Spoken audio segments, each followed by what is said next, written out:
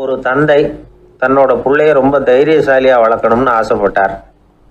அதுக்காக அவனை கூப்பிட்டு உட்கார வச்சு இப்படி உபதேசம் பண்ணார். இதை பாருப்பா, நான் உன்னாட்டம் இருக்கிறப்போலாம் எதுக்கும் பயப்பட மாட்டேன், ரொம்ப துணிச்சலாக இருப்பேன். ஒரு நாள் ஒரு அப்பாவி எலிய ஒரு பூனை துரத்திட்டு ஓடிச்சு. நான் உடனே என்ன செஞ்சேன் தெரியுமா? அந்த பூனையை பிடிச்சேன், அது வாலில் ஒரு பட்டாசு சரத்தை கட்டினேன், கொளுத்தி விட்டேன், படபடன்னு வெடிக்க ஆரம்பிச்சுட்டுது. அது துள்ளிக்கிட்டு அங்கேயும் இங்கேயும் ஓடி இருக்கு பாரு ஓட்டம், ரொம்ப தமாஷு அப்படின்னார் அப்பா. இப்படி சொல்லிவிட்டு பையனை பார்த்து, இதை கேட்கறதுக்கு உனக்கும் துணிச்சல் வருதா? நான் என்னுடைய செயலை நீ கேட்குறப்போ உனக்கு துணிச்சல் வருதா அப்படின்னு கேட்டார்.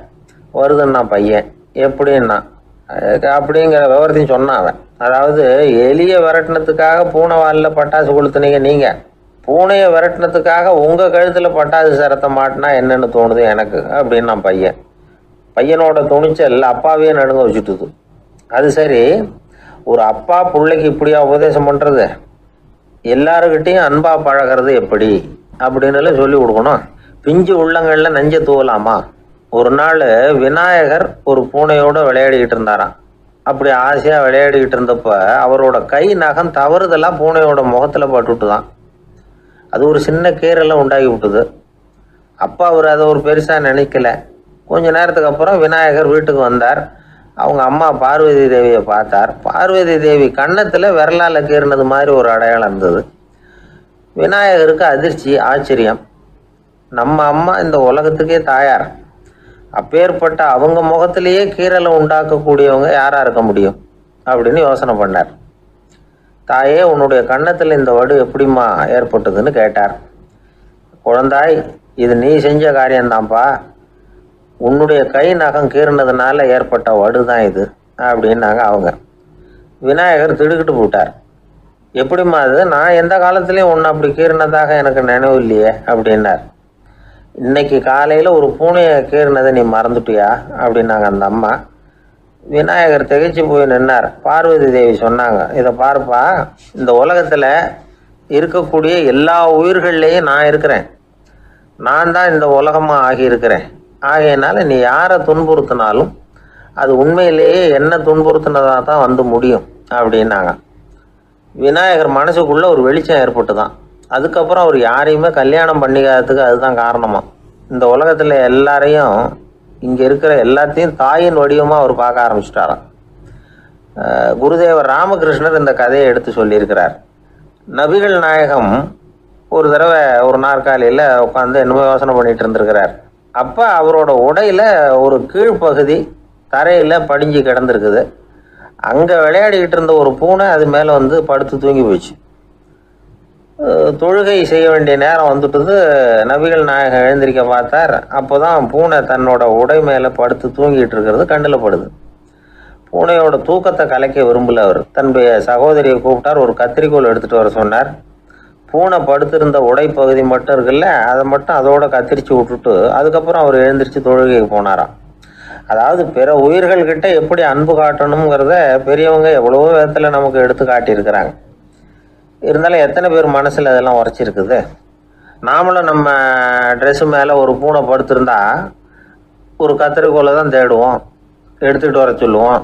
துணியை வெட்டுறதுக்கு பதிலாக இல்லை அதோட வாழை வெட்டினா என்ன அப்படின்னு தோணும். ஒரு ஆள் ரொம்ப பிரியமாக ஒரு பூனையை ஆற்றுல குளிப்பாட்டிக்கிட்டு இருந்தானா. எப்படி? அந்த பூனையை ஆற்று தண்ணியில் அமுக்கி அமுக்கி குளிப்பாட்டிக்கிட்டு இருக்கிறான். அந்த வழியாக போன பெரிய ஒருத்தர் இதை பார்த்தார். இதை பார்ப்பா, பூனையை அது மாதிரி ஆற்று தண்ணியில் அமுக்கி குளிப்பாட்டாத, மூச்சு திணறி செத்து போடும் அப்படின்னு அட்வைஸ் பண்ணார். நீ போய் அவன் வேலையை பார்த்துக்கிட்டு, எனக்கு எல்லாம் தெரியும்னா இவன். சரின்னு அவர் போயிட்டார். கொஞ்ச நேரம் கழித்து அவரே அந்த வழியாக திரும்பி வந்துக்கிட்டு இருந்தார். ஆற்றுல பூனையை குளிப்பாட்டிக்கிட்டு இருந்தவன் அழுதுகிட்டு உட்காந்துருக்கிறான். பக்கத்தில் அந்த பூனை செத்து கிடக்குது. இதை பார்த்தார் பெரியவர். நான் தான் அப்போவே சொன்னேனே அந்த பூனையை ஆற்றுல நினைக்காதேன்னு, அதை கேட்டிருந்தா இப்படி ஆயிருக்குமா அப்படின்னார். அந்த ஆள் கோபமாக இவரை முறைச்சி பார்த்தான். அட போய்யா, இந்த பூனை ஆற்றுல குளித்ததுனால ஒன்றும் செத்து போகல, குளித்ததுக்கு அப்புறம் அதோட உடம்பு ஈரமாக இருக்குதுன்னு அதை புழிஞ்சேன், அதனால தான் இப்படி ஆயிட்டுது அப்படின்னானா. உலகத்தில் எது எதுக்கும் ஆராய்ச்சி கூடங்கள் இருக்குதுல்ல, அது மாதிரி தூக்கத்தை பற்றி ஆராய்ச்சி பண்ணுறதுக்கு ஒரு ஆராய்ச்சி கூடம் இருக்குது. அப்படி ஆராய்ச்சி பண்ணணும்னா அதுக்கு மூழ்கிக்கிட்டு இருக்கணும்ல. அதனால தான் அந்த ஆராய்ச்சி கூட இங்கே இல்லை. அமெரிக்காவில் பாஸ்டன் பல்கலைக்கழக மருத்துவமனையில் அது இருக்குது. அங்கே தூக்கத்தை பற்றி பலவிதமான ஆராய்ச்சிகள் பண்ணிகிட்டு இருக்கிறாங்க. அந்த ஆராய்ச்சி கூடத்தில் இயக்குனராக இருக்கிற ஒரு நிபுணர் அவர் என்ன சொல்கிறார் தெரியுமா? உங்களுக்கு தூக்கம் வரலையா, நீங்கள் நல்லா தூங்குறதுக்கு தாராளமாக சில யோசனைகளை என்னால் சொல்ல முடியும் அப்படிங்கிறார். யோசனை தானே, காசா பணமாக கேட்டு வச்சுக்கலாமே. உணவு, மனநிலை, தூங்கும் இடத்தோட சூழ்நிலை, படுக்கைக்கு செல்கிறப்போ உள்ள பழக்க வழக்கங்கள், இது காரணமாக ஒருத்தருக்கு தூக்கம் வராமல் போகலாம். தூக்கம் வராததுக்கு இதுதான் காரணம்னா அதையெல்லாம் சுலபமாக கட்டுப்படுத்தலாங்கிறார் அவர். தூக்கத்தை வரவழைக்கக்கூடிய ஒரு நல்ல மருந்து உடற்பயிற்சி. ஆனால் ஒன்று, படுக்க போகிற நேரத்தில் இது மாதிரி உடற்பயிற்சிகள் எல்லாம் செய்யக்கூடாது. கொஞ்சம் முன்னாடி பகல்லையே இந்த பயிற்சிகளை செய்கிறது நல்லது. தூக்கம் வராமல் அவதிப்படுறவங்க பிற்பகல் நேரங்களில் காஃபி, டீ இது மாதிரி பானங்களை சாப்பிடக்கூடாது. மது அருந்துறது கூட தூக்கத்தை பாதிக்கும். வெது வெதுப்பான நீரில் குளிக்கிறது, தியானத்தில் ஈடுபடுறது, ஓய்வாக இருக்கிறது, படுக்கிறது, அதாவது படுக்கிறதுக்கு முன்னாடி ஒரு கோவலை பால் சாப்பிட்றது, இதெல்லாம் தூக்கத்தை வரவழைக்கிறது ரொம்ப உதவியாக இருக்கும். இன்னொரு விஷயம் என்னென்னா, தூங்கி ஆகணுமேங்கிற கவலை வேண்டியதில்லை. அப்படி நினச்சி கவலைப்படுறதை விட்டுடணும். தூக்கம் வரலையா, உடனே படுக்கையை விட்டு எழுந்திரிக்க வேண்டியது. வெளியில் வாங்க, வேறு ஏதாவது வேலையில் ஈடுபடுங்க, கொஞ்சம் நேரம் உலாவுங்க, அல்லது ஏதாவது ஒரு புஸ்தகத்தை எடுத்து படிங்க. களைப்பு ஏற்பட்டால் மறுபடியும் படுக்கைக்கு போங்க, தூக்கம் தானே வந்துடும். ஒரு விஷயத்தை மட்டும் நல்லா ஞாபகத்தில் வச்சுக்கணும். படுக்கைக்கு போகிறப்போ உங்கள் மற்ற எல்லா பிரச்சனைகளையும் மறந்துடணும். அது எப்படி சார் முடியும்? அந்த நேரம் தானே எல்லா பிரச்சனையும் வரிசையாக ஞாபகத்துக்கு வருது அப்படின்னு நாம் நினைக்கலாம். ஆனால் பழக்கத்தில் அதை நாம் மாற்றிக்க முடியும். கொஞ்சம் முயற்சி பண்ணணும், அவ்வளோதான். இது எல்லாமே ஆராய்ச்சி பண்ணி பார்த்துட்டு அந்த நிபுணர் சொல்கிற கருத்து தான். இன்னொரு விஷயமும் அவர் சொல்கிறார். அது என்னென்னா, உடல் கோளாறு காரணமாக தூக்கம் வராமல் அவதிப்படுறவங்களுக்கெல்லாம் இந்த யோசனைகள் சரியாக வராது அப்படிங்கிறார். அதுக்கெல்லாம் மருத்துவ சிகிச்சை கொடுத்து தான் சரி பண்ணணும். சில பேருக்கு நடு ராத்திரியில் மூச்சு திணறல் ஏற்பட்டு தூக்கம் வராமல் போயிடும். ஊரெல்லாம் தூங்குறப்ப தான் மட்டும் தூங்காமல் மூழ்கிட்டு இருக்கிறது, ஊரெல்லாம் மூழ்கிட்டு இருக்கிறப்போ தான் மட்டும் தூங்குறது, இது மாதிரி கோளாறுகளால் சில பேர் பாதிக்கப்படலாம். காலு தசை முறுக்கிக்கிறதுனால சில பேருக்கு அடிக்கடி விழிப்பு வரலாம். மன அழற்சி காரணமாக சில பேருக்கு தூக்கம் வராது. இது மாதிரி கோளாறுகளுக்கெல்லாம் அதுக்கு தகுந்த மாதிரி சிகிச்சை கொடுத்து தான் சரி பண்ண வேண்டியிருக்கும். எந்த கோளாறும் இல்லாமல் தூக்கம் வரலைன்னா ஆரம்பத்தில் சொன்ன முறைகளை கடைபிடிச்சு பார்க்கலாம். தூக்கம் வந்ததுன்னா யோசனை சொன்ன அந்த நிபுணருக்கு நன்றி சொல்லலாம். ஒருத்தர், ஏன் சார் பஸ்ஸில் தூங்குறது கெட்ட பழக்கமானு கேட்டார். இல்லையே, நான் கூட பஸ்ஸில் போகிறப்ப தூங்கிட்டு தானே போவேன் அப்படின்னார் இன்னொருத்தர். அப்புறம் ஏன் என்ன டிரைவர் வேலை வேணாம்னு வீட்டுக்கு அனுப்பி வச்சுட்டாங்க அப்படின்னாராம் அவர். ஒரு ஆள் ராமகிருஷ்ணரை தேடி வந்தான். அவன் கையில் 1000 பொற்காசுகள் வச்சுருந்தான். அதை அவர்கிட்ட கொடுத்து இதை ஏற்றுக்கணும் அப்படின்னு ரொம்ப பணிவாக கேட்டுக்கிட்டான். அவர் பார்த்தார், இது எனக்கு தேவையில்லை, ஆனாலும் உன்னுடைய மனசை புண்படுத்துறதுக்கு நான் விரும்பலை, அதனால் நீ கொடுக்குறத வாங்கிக்கிறேன்னார். வாங்கிக்கிட்டார். அப்புறம் கேட்டார், இதை பாரு, இனிமேல் இதெல்லாம் என்னுடைய இது தானே அப்படின்னார். ஆமாம், அதையெல்லாம் நான் உங்களுக்கே கொடுத்துட்டேன் அவன். சரி, இப்போ நீ எனக்காக ஒரு காரியம் பண்ணணும்னார். என்ன செய்யணும்னு சொல்லுங்கன்னா, இந்த நாணயங்களையெல்லாம் எடுத்துக்கிட்டு போய் கங்கை நதியில் எரிஞ்சுட்டு வா அப்படின்னார். இவனுக்கு அதிர்ச்சியாக போச்சு. என்ன பண்ணுறது? இனிமேல் அது முடியாதுன்னு சொல்ல முடியாது. ஏன்னா அந்த நாணயங்களையெல்லாம் அவருக்கே கொடுத்துட்டான். இனிமேல் அதெல்லாம் இவனுடையது இல்லை. பேசாமல் அவ்வளவே அள்ளிக்கிட்டு ஆத்தங்கரைக்கு போனான். போனவன் ரொம்ப நேரம் திரும்பியே வரல. ராமகிருஷ்ணருக்கு சந்தேகம், என்ன ஆச்சு அந்த மனுஷனுக்கு? காசுகளோடு அந்த கங்கையில் குதிச்சுட்டானா? போகும்பொழுதே ஒரு மாதிரியாக தான் போனான், போய் என்னன்னு பார்த்துட்டு வாங்க அப்படின்னார். அங்கே இருந்த ஒருத்தர் ஓடி போய் பார்த்தார். அவர் போய் பார்க்கும் பொழுது அவன் அங்கேயே இருந்தான். அதுக்கப்புறம் அவர் திரும்பி வந்தார். வந்து விவரத்தை சொன்னார். அதாவது அவன் கங்கை கரையில் உட்காந்துக்கிட்டு ஒவ்வொரு நாணயமாக 1 2ன்னு எண்ணி எண்ணி வீசிக்கிட்டு இருக்கிறான். அவனை சுற்றி ஒரு கும்பல் நின்றுக்கிட்டு அவனை தடுத்துக்கிட்டு இருக்குது அப்படின்னு விவரத்தை சொன்னார் போயிட்டு வந்தவர். இதை கேட்டதும் ராமகிருஷ்ணரே புறப்பட்டு அங்கே போனாராம். என்ன இப்படி பண்ணிகிட்டு இருக்கிற? நான் உன்னை அந்த நாணயங்களை கங்கையில் வீசி எறிய சொன்னேன், நீ ஏன் அதை எண்ணிக்கிட்டு இருக்கிற அப்படின்னார். பழக்கம்தான் காரணம். நான் ஒவ்வொரு நாளும் ஒவ்வொன்றா சேமித்து வச்சேன். இன்றைக்கி என்கிட்ட நிறைய இருக்குது. உங்களுக்கு ஒரு 1000 நாணயங்களை கொடுக்கணுங்கிறது என்னோட ஆசை அப்படின்னா. இப்போ ராமகிருஷ்ணர் சொன்னார், ஒரே நேரத்தில் எல்லாத்தையும் சம்பாதிச்சிருந்தா நீ எண்ணுறது பொருத்தமாக இருக்கும். எல்லாத்தையும் இழக்கும் போது ஒவ்வொன்றா எண்ணிக்கிட்டு இழக்கிறதுங்கிறது சரியான செயல் இல்லை. அதனால் ஒரே தடவையாக எல்லாத்தையும் தூக்கி எறிஞ்சிடும் அப்படின்னார். இது இழப்பது அப்படிங்கிற ஒரு உயர்ந்த நிலை. இதை நாம் யதார்த்த வாழ்க்கையில் சம்மந்தப்படுத்தி பார்த்து குழப்பிக்கிட்டு இருக்கக்கூடாது. இழக்கிறேன்னு சொல்லிக்கிட்டு இருக்கிற காசையெல்லாம் ஆற்றுலையும் குளத்துலையும் கொண்டு போய் எரிஞ்சிட்டு வாங்க அப்படின்னு உபதேசம் பண்ணுறதாக யாரும் நினச்சிடக்கூடாது. இதில் நாம் புரிஞ்சிக்க வேண்டியது என்னென்னா, எதையாவது ஒன்றை இன்னொருத்தருக்கு கொடுக்கணும் அப்படின்னு விருப்பப்பட்டால் அதை மனப்பூர்வமாக கொடுத்துடணும். கொடுத்துட்டு அதையே நினச்சிக்கிட்டு இருக்கக்கூடாது. நம்மளால் ஒருத்தர் ஒரு 100 ரூபா நோட்டை தன்னுடைய நண்பர் ஒருத்தர்கிட்ட கொடுத்து, இது உனக்கு தான் வச்சுக்கோ அப்படின்னார். அவர் பார்த்தார், இது இனிமேல் எனக்கு தானே சொந்தம் அப்படின்னார். ஆமான்னார் அவர். அப்படின்னா எனக்காக நீ ஒரு உதவி செய்யணும்னார். சொல்லுங்கள் செய்கிறேன்னார் அவர். இந்த 100 ரூபா நோட்டை தீ வச்சு கொளுத்தி விடுனார். இவர் அதிர்ச்சியாகி அவரை பார்த்தார். இப்போ அவர் சொன்னார், நீ எனக்கு அன்பாக கொடுத்தது இது, இந்த நோட்டு கள்ள நோட்டுங்கிறது எனக்கு முன்னாடியே தெரியும், சீக்கிரம் கொளுத்தி விடு, அதுதான் நம்ம 2 பேருக்குமே நல்லது அப்படின்னாராம் அவர். ஒருத்தரை பார்த்து உன்னுடைய நண்பர்கள் யார் அப்படின்னு ஒரு கேள்வி கேட்டு பாருங்க. கொஞ்சம் யோசிச்சு பதில் சொல்லுவாங்க. அவங்ககிட்டயே உன்னுடைய எதிரிகள் யார் அப்படின்னு கேளுங்க, கடகடன்னு ஒப்பிச்சிருவாங்க. நம்ம மனசு இருக்க அது எப்படின்னா, நம்ம நண்பர்களை விட எதிரிகளை அது நல்லா ஞாபகத்தில் வச்சுக்கும். இது ஒரு ஆச்சரியமான உண்மை. உங்களால் நண்பர்களை மறந்துட முடியும், ஆனால் எதிரிகளை மறந்துட முடியாது. இது ஒரு வேடிக்கையான நிலைமை தான். அழகான தருணங்களை நாம் ஏன் மறந்துடுறோம்? இது இயற்கை. ஏன்னா நம்ம மனசு மலர்களை கவனிக்கிறதில்ல, அதில் இருக்கிற முள்ளை தான் கவனிக்குது. தன்னை காயப்படுத்துகிற எதையும் அது உடனே கண்டுகொள்ளுது. ஒரு தெளிந்த சிந்தனையுடைய மனசு மிக அழகாக உள்ள எல்லாத்தையும் கவனிக்கும். அது நன்றியுடன் உணரக்கூடிய எல்லாத்தையும் பார்த்து குறிச்சிக்கும். இப்படிப்பட்டவங்க வாழ்க்கை இயல்பாகவே நல்லா அமையும். அது ரொம்ப அபூர்வம். மனசில் உள்ள ஒரு சிறிய அமைப்பை மாற்றுவதை பொறுத்து தான் இந்த விஷயம் அப்படிங்கிறார் ஓஷோ. ஒரு யூத கோவில் இருந்து தான், அது யூதர்களின் மடமாகவும் இருந்தது. அங்கே ஒரு தலைமை குரு, அவர் ரொம்ப கண்டிப்பானவர். அந்த கோவிலை ஒட்டி ஒரு தோட்டம். ஒரு நாள் காலையில் அந்த தோட்டத்தில் 2 இளம் யூதர்கள் நடந்து போய்கிட்டு இருக்கிறாங்க. காலையில் 1 மணி நேரம், மாலையில் 1 மணி நேரம் அவங்க அந்த தோட்டத்தில் நடக்கிறதுக்கு அனுமதி உண்டு. மற்ற நேரங்களில் அவங்க மத புத்தகங்களை படிக்கணும், பிற விதிமுறைகளை கடைபிடிக்கணும். அந்த 2 பேருமே தொடர்ந்து புகைப்பிடிக்கிற பழக்கம் உள்ளவங்க. ஆனால் கோவில் மடத்தில் இருக்கிறப்போ அவங்க புகைப்பிடிக்க முடியாது, அது கடுமையான குற்றம். சரி, நாம் தோட்டத்தில் இருக்கிறப்போவாவது புகைப்பிடிக்கலாமா அப்படின்னு ஒரு ஆசை அவங்க 2 பேருக்குமே. இருந்தாலும் பயம். இப்படி கேட்டால் மத குரு என்ன சொல்லுவாரோ அல்லது என்ன செய்வாரோங்கிற பயம். இப்படியே கொஞ்ச நாள் ஆச்சு. ஒரு நாள் அந்த 2 பேரில் ஒருத்தன் ரொம்ப கலங்கி போய் அந்த கோவிலில் இருந்து வெளியில் வந்துக்கிட்டு இருந்தான். வந்தவன் நேராக தோட்டத்து பக்கம் போனான். அங்கே இன்னொருத்தன் ஆனந்தமாக புகை பிடிச்சிக்கிட்டு இருக்கிறான். அதை பார்த்து தான் இவனுக்கு அதிர்ச்சி. அட கடவுளே, என்ன இது, நீ கேட்காமலே ஆரம்பிச்சிட்டியா அப்படின்னா. இல்லை நான் கேட்டுவிட்டு தான் ஆரம்பிச்சிருக்கேன்னா அவன்.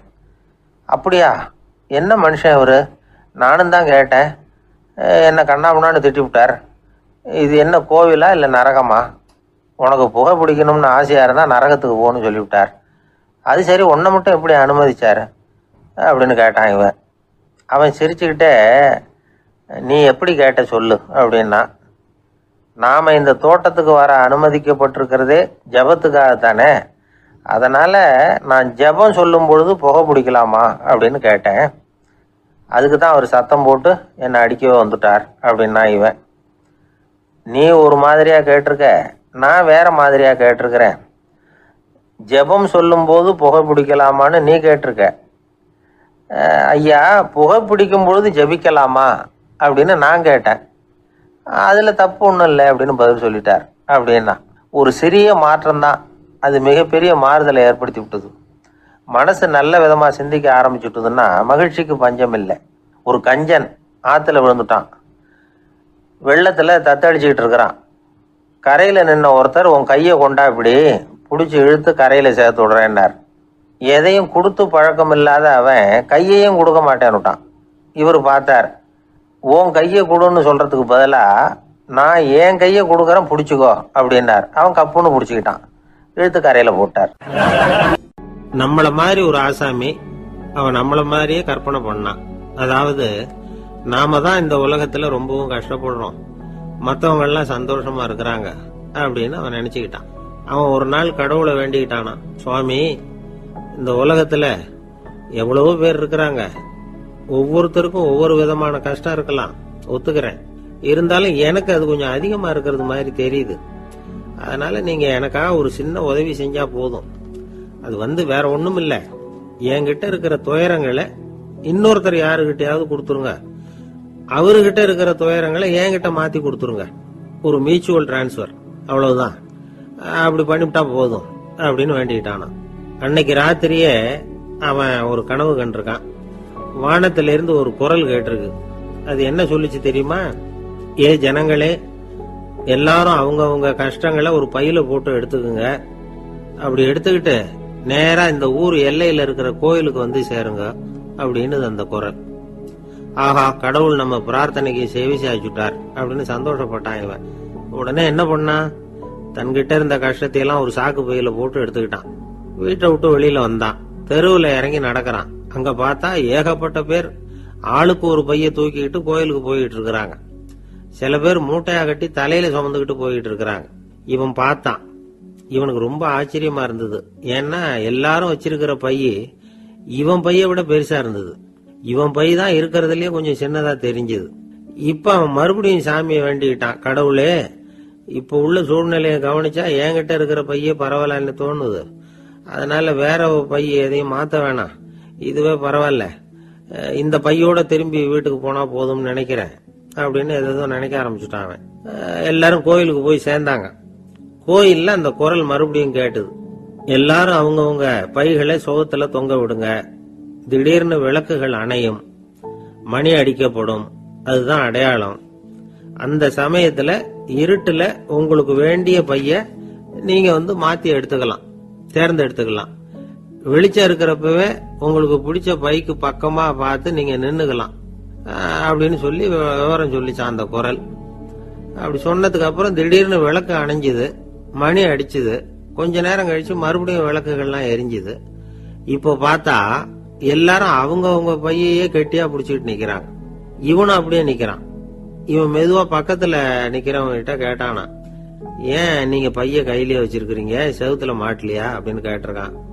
இல்லப்பா, நீ ஏன் கையிலேயே வச்சிருக்கிறியோ அதே காரணத்துக்காக தான் நாங்களும் வச்சிருக்கிறோம். நம்ம கவலைகளை பத்தி நமக்கு ஓரளவுக்காவது தெரியும்.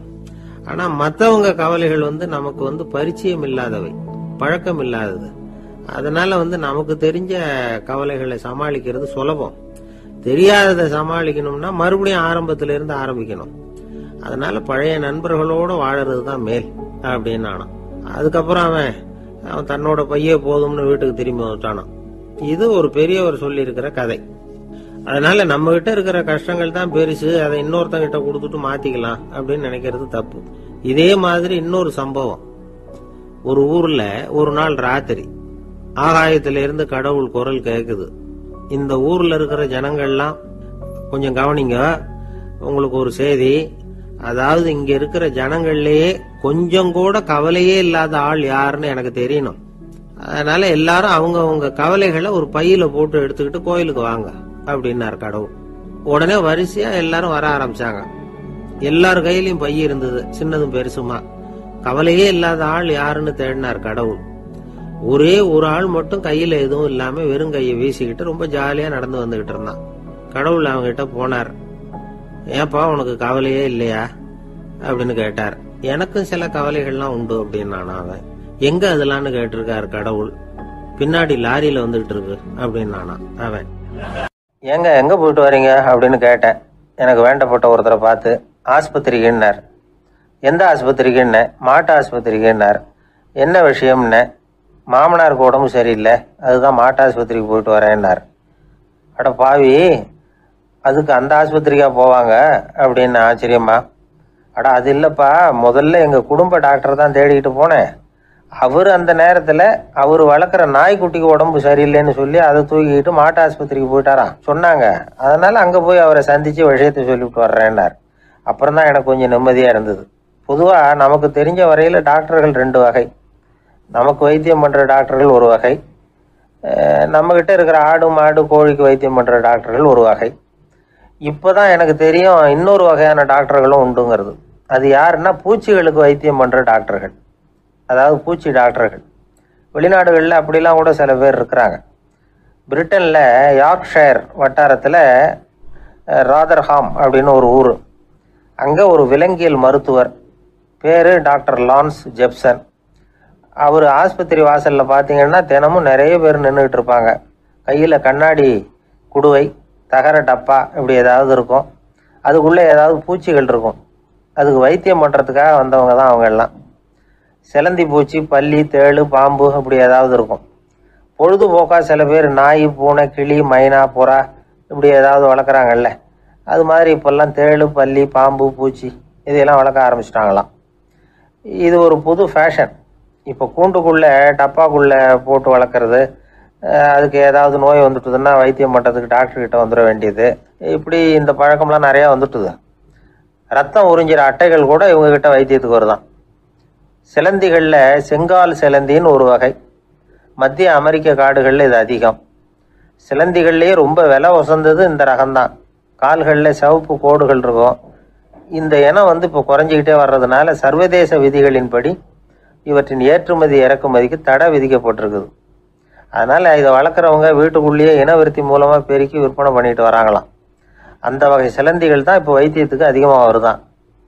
சரி, இதுக்கெல்லாம் எப்படி வைத்தியம் பண்ணுறாங்க? முதல்ல அதை குளிர்பதன பெட்டியின் வழுவழுப்பான சுவரில் விட்ட உடனே அதெல்லாம் மெதுவாக இறங்கி வரும். அப்போ அதன் நோயை கண்டுபிடிக்கிறது சுலபம். அப்புறம் அதுக்கு கிருமிகளை கொல்லக்கூடிய மருந்துகளையோ வலி நிவாரண மருந்துகளையோ கொடுப்பாங்க. கால் உடைஞ்ச சிலந்திகளுக்கு பசையை கொண்டு ஆப்ரேஷன் பண்ணுவாங்க. சில சிலந்திகளுக்கு உடைஞ்ச காலை எடுத்துட்டா புதிய கால் வளர்ந்துடும். சிலந்திகளை மனிதர்கள் கையில் எடுக்கிறப்போ அது பயந்து போய் கீழே குதிக்குது. அதனால் கால் உடஞ்சி விடுது, இல்லைன்னா வயிறு சேதமடையுது. அந்த நிலைமையில் வர்ற சிலந்திகளுக்கு மயக்க மருந்து கொடுத்து ஆப்ரேஷன்லாம் கூட பண்ணுறாங்களாம். பார்த்தீங்களா பூச்சிகளுக்கு வந்த வாழ்வே? நம்ம ஊர்லேயும் வீடுகளில் பூச்சிகள் வளர்க்குறது உண்டு. ஒருத்தர் வந்தார், எனக்கு 3000 கரப்பாம்பூச்சி அவசரமாக தேவைப்படுது, எங்கே கிடைக்கும்னு கேட்டார். கரப்பாம்பூச்சியா? அது என்னத்துக்குன்னு கேட்டோம்.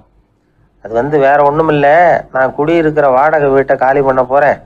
வீட்டு சொந்தக்காரர் என்ன சொல்கிறாருன்னா, இந்த வீட்டுக்கு நான் குடி வந்தப்போ எப்படி இருந்ததோ அதே நிலைமையில் விட்டுட்டு போகணும்னு வீட்டுக்காரர் சொல்லியிருக்கிறார், அதனால தான் கேட்டேன் அப்படின்னார். அந்த காலத்தில் அண்ணாமலை ரெட்டியார்னு ஒருத்தர் இருந்தார். அவர் வெங்கனூர் அப்படிங்கிற கிராமத்தில் இருந்தார். அங்கேருந்து விருத்தாசலம் கோவிலுக்கு தவறாமல் போயிட்டு வந்துக்கிட்டு இருந்தார். இடையில வெள்ளாறு, அதில் ஒரு சமயம் வெள்ளம் வந்துட்டுது. இவரால் போக முடியல. அதோட விளைவு வெங்கனூர்லேயே ஒரு கோவில் கட்டணும் அப்படின்னு முடிவு பண்ணார், சிவாலயம். அந்த சமயத்தில் வடநாட்டில் பஞ்சம். அதனால் அங்கிருந்த பல சிற்பிகள் தென்னாட்டை நோக்கி வர ஆரம்பித்தாங்க. அவங்க வெங்கனூர் வழியாக வர்றது தெரிஞ்சதும் இவர் போய் பார்த்தார். இங்கே ஒரு கோவில் கட்டணும், அதுக்கு நீங்கள் உதவணும்னார்.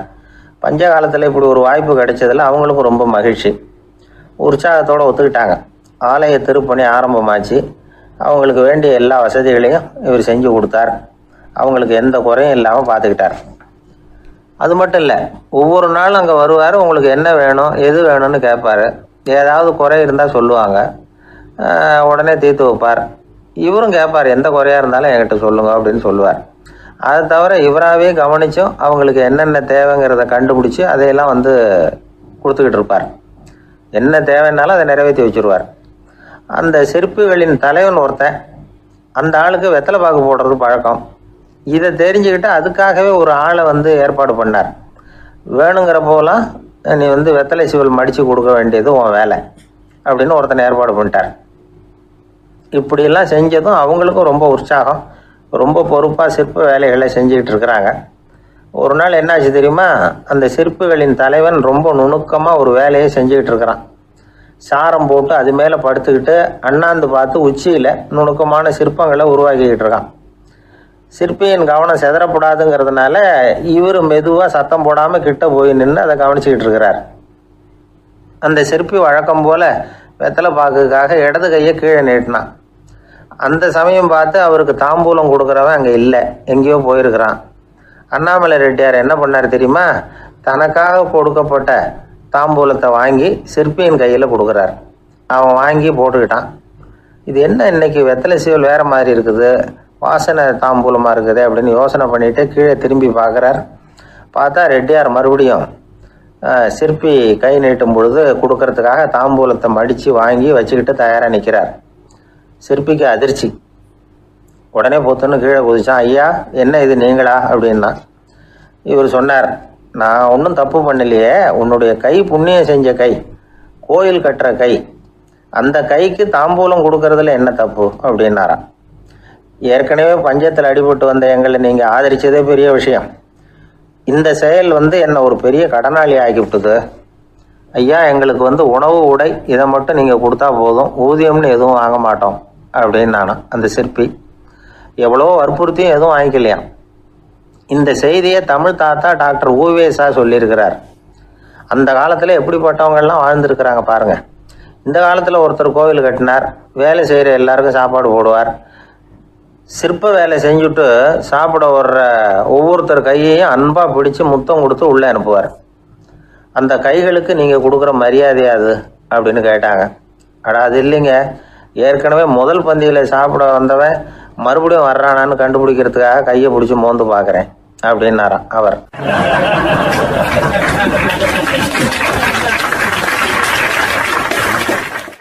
பிரம்மத்தை அறிந்தவன் பிரம்மமாகிறான் அப்படின்னு ஒரு பெரியவர் பேசினார் ஒரு கோவிலில். தைத்திரிய உபனிஷத்து அப்படி சொல்லுதான். இதை கேட்கும் பொழுது நமக்கு ஒரு சந்தேகம் வரும். அது எப்படி? பிரம்மத்தை அறிந்தவன் பிரம்மம் ஆகிறான்னா, சிங்கத்தை அறிந்தவன் சிங்கம் ஆகிறானா, தோசையை அறிந்தவன் தோசை ஆகிறானா? இப்படிப்பட்ட சந்தேகம் நமக்கு வர்றதுல ஒன்றும் ஆச்சரியம் இல்லை, இது இயற்கை. இதுக்கும் அந்த பெரியவரே பதில் சொல்றார். சிங்கம் வேற, நாம வேற. அதனால சிங்கத்தை அறிந்தவன் சிங்கம் ஆக மாட்டான். ஆனா பிரம்மம் வேற, நாம வேற இல்லை. அதனால பிரம்மத்தை அறிந்தவன் பிரம்மம் ஆகிறான் அப்படிங்கிறது அவரோட விளக்கம். மனிதன் அவன்தான் தான் பிரம்மங்கிறது தெரியாதனால தான் அதை வேற எங்கேயோ தேடிட்டு இருக்கிறான். கடைசியில் அது தான் தாங்கிறது புரிஞ்சுக்கிற பொழுது அவன் பிரம்மம் ஆயிடுறான். இதை விளக்கிறதுக்கு ஒரு உபநிஷத்து கதையே இருக்கு. நமக்கு தெரிஞ்ச கதை தான், ஆனால் அதை வேற விதமான அர்த்தத்தில் விளையாட்டாக சொல்லிகிட்டு இருக்கிறோம். ஒரு சமயம் ஒரு 10 நண்பர்கள் ஒரு காட்டு வழியாக போய்கிட்டு இருக்கிறாங்க. குறுக்க ஒரு நதி, அதை கடந்து அடுத்த பக்கம் போகணும். எல்லாரும் ஒரு வழியாக கடந்து அடுத்த கரைக்கு போய் சேர்ந்துட்டாங்க. அங்கே போய் சேர்ந்ததுக்கு அப்புறம் எல்லாரும் பத்திரமா சேர்ந்துட்டோமா அப்படின்னு தெரிஞ்சுக்கிறதுக்காக எண்ணி பார்க்குறான் அந்த கூட்டத்து தலைவன். அவங்க மொத்தம் 10 பேர். ஆனால் அவன் எண்ணி பார்க்குறப்போ 9 தான் வருது. ஏன்னா அவன் தன்னை விட்டுவிட்டான். எதிரில் நிற்கிறவங்கள மட்டுமே எண்றான். ஐயோ 10வது ஆள் எங்கேங்கிறான், பதறான். சரி நீ இரு, நான் எண்ணி பார்க்குறேன்னு சொல்லிவிட்டு இன்னொருத்தன் எண்றான். அவனும் தன்னை விட்டுட்டு எண்றான். 9 தான் வருது. எல்லாரும் கொய்யோ முறையோன்னு கத்த ஆரம்பிச்சிட்டாங்க. அந்த சமயத்தில் ஒரு பெரியவர் அந்த பக்கமாக வர்றார். என்ன விஷயம்னு விசாரிக்கிறார். 10வது ஆள் 6 அடிச்சுட்டு போட்டுது அப்படின்னு சொல்லி இவங்க அழறாங்க. சரி அழாதீங்க அப்படின்னு சொல்லி அந்த தலைவனை பார்த்து இப்படி வாங்குறார். வர்றான். இப்போ எனக்கு முன்னாடி ஒரு தரம் எண்ணு பார்க்கலாம்ங்கிறார். 1 2 3ன்னு ஆரம்பித்து 9ல் முடிக்கிறான். உடனே பெரியவர் நீ தான் அந்த 10வது ஆள் அப்படிங்கிறார். இது உண்மை. நாம தான் அது. நாம தான் நம்மளை வேற எங்கேயோ தேடிட்டு இருக்கிறோம். நாம் எங்கேயோ தேடிட்டு இருக்கிறோமே, அந்த பிரம்மம் நாம தான். இப்படி ஒரு பெரிய உண்மையை விளக்கிறதுக்காக தான் அப்படி ஒரு கதை சொல்லப்பட்டது. ஆனால் அதை நாம் வேற விதமாக வேடிக்கையாக உபயோகப்படுத்திக்கிட்டு இருக்கிறோம். எப்படி தெரியுமா? ஒரு ஆத்தங்கரையில் ஒரு 10 பேர் முழிச்சுக்கிட்டே நின்றுக்கிட்டு இருந்தாங்களாம். அந்த பக்கமாக வந்த ஒருத்தன் ஏன் இப்படி முழிச்சுக்கிட்டு நிற்கிறீங்கன்னு கேட்டிருக்கிறான். எங்களுக்கு நீச்சல் தெரியாது, நாங்கள்லாம் அடுத்த கரைக்கு போய் சேரணும் அப்படின்னு நாங்களாம். சரி நான் கொண்டுட்டு போய் விடுறேன். எல்லாரும் அக்கறைக்கு போய் சேர்ந்த உடனே ஆளுக்கு ₹1 வீதமாக மொத்தம் ₹10 எனக்கு கொடுக்கணும் அப்படின்ட்டுருக்கான் இவன். சரின்னு ஒத்துக்கிட்டாங்க. இவன் ஒவ்வொருத்தராக கையை பிடிச்சி மெதுவாக ஆற்றுல இறக்கி அழைச்சிட்டு போயிட்டான். 9 பேரை கரை சேர்த்துட்டான். 10வது ஆள் பாதி ஆற்றுல போயிட்டு இருக்கிறப்போ திடீர்னு வெள்ளம் வந்துட்டுது. புடி நழுவி போச்சு. கையை விட்டுட்டான். வெள்ளம் அடிச்சுட்டு போட்டுது. அழைச்சிட்டு வந்தவன் நீச்சல் அடித்து தடுமாறி கரைக்கு சேர்ந்துட்டான். கரையில் இருந்தவங்களுக்கு இந்த விஷயம் தெரியாது. இருந்தாலும் இவன் உடம்பு பூரா நனைஞ்சி கொஞ்சம் அதிகமாக மூச்சு வாங்க நின்றுக்கிட்டு இருந்தானா, ஏங்க ஏன் இப்படி மூச்சு வாங்குது, என்ன விஷயம் அப்படின்னு கேட்டாங்களாம். அதுக்கு இவன் கொஞ்சமாக அலட்டிக்காம சொன்னானா, வேற ஒன்றும் இல்லை, நீங்கள் கொடுக்க வேண்டிய ₹10ல் ₹1 குறைஞ்சி போச்சு அவ்வளவுதான் அப்படின்னானா. 1816 செப்டம்பர் மாதம் 11ஆம் தேதி பிரான்ஸ் தேசத்தில் உள்ள ஒரு மருத்துவமனை. அங்கே ஒரு இளம் டாக்டர் கொஞ்ச நாளைக்கு முன்னாடி தான் அந்த ஆஸ்பத்திரியில் புதுசாக வேலைக்கு சேர்ந்துருக்கிறார். அவர் பேர் ரெனே லெனக். அவர் அன்னைக்கு காலையில் அந்த மருத்துவமனையில் அப்படியே ரவுண்ட்ஸ் வந்துக்கிட்டு இருக்கிறார். வார்டில் ஒரு படுக்கையில் ஒரு இளம் பெண் படுத்திருக்கிறார். அந்த பொண்ணுக்கு இருதய நோயாக இருக்கலாம்ங்கிறது மற்ற டாக்டர்கள் சந்தேகம். அந்த காலத்துல எல்லாம் ஒருத்தருடைய இருதய துடிப்பை தெரிஞ்சுக்கணும்னா நோயாளியின் மார்பில் டாக்டர் காதை வச்சு பார்த்து தான் தெரிஞ்சுக்கிறது வழக்கம். ஆனால் இந்த பெண்ணும் இளம் பெண், அந்த டாக்டரும் புதுசாக சேர்ந்துருக்கிறவர். அதனால் பரிசோதனை பண்ண தயங்கினார். கொஞ்ச நேரம் யோசனை பண்ணார். திடீர்னு ஒரு ஞாபகம் வந்தது அவருக்கு. அதாவது அன்னைக்கு விடியற் காலையில் தோட்டத்தில் அப்படி வாக்கிங் போயிட்டு இருந்தப்போ சின்ன பசங்கள்லாம் ஒரு மரக்கட்டையை வச்சு விளையாடிக்கிட்டு இருந்தாங்களாம். அதை அவர் பார்த்துருக்கிறார். அது என்ன விளையாட்டுனா, ஒரு நீளமான மரப்பலகை, அதில் ஒரு முனையில் ஒரு பையன் தன்னுடைய காதை வச்சுக்கிட்டு இருக்கிறான். மறுமுனையில் இன்னொரு பையன் அந்த மரப்பலகையை ஒரு ஆணியால் கீறிக்கிட்டு இருக்கிறான். ஒரு முனையில் ஆணியால் கீறும் பொழுது மறுமுனையில் காதை வச்சிருக்கிற பையனுக்கு அந்த சத்தம் துல்லியமாக கேட்குது. அந்த டாக்டருக்கு காலையில் பார்த்த இந்த விளையாட்டு ஞாபகத்துக்கு வந்துட்டுது. உடனே என்ன பண்ணார் தெரியுமா? ஒரு நீளமான காகிதத்தை எடுத்தார். அதை அப்படியே உருளை மாதிரி உருட்டினார். ஒரு முனையை அந்த நோயாளியின் மார்பில் இடது பக்கம் வச்சார். இன்னொரு முனையில் தன்னுடைய காதை வச்சார். என்ன ஆச்சரியம்! நோயாளியின் மார்பில் நேரடியாக காதை வச்சு கேட்குறத விட துல்லியமாக கேட்டுது இதய துடிப்பு. இதய துடிப்பு மட்டும் இல்லை, மூச்சு இழுத்து விடுறது, திரவ பொருள்களின் அசைவு, எல்லா சத்தமும் தெளிவாக கேட்குது. கிரேக்க மொழியில் ஸ்டெத்தாஸ் அப்படின்னா மார்பு, ஸ்கோப்பின் அப்படின்னா பார்ப்பதுன்னு அர்த்தம். அதனால் டாக்டர் ரெனே லெனக் தான் கண்டுபிடிச்ச கருவிக்கு ஸ்டெத்தஸ்கோப் அப்படின்னு பேர் வச்சார். அவரே முதல் மாடலையும் செஞ்சார்.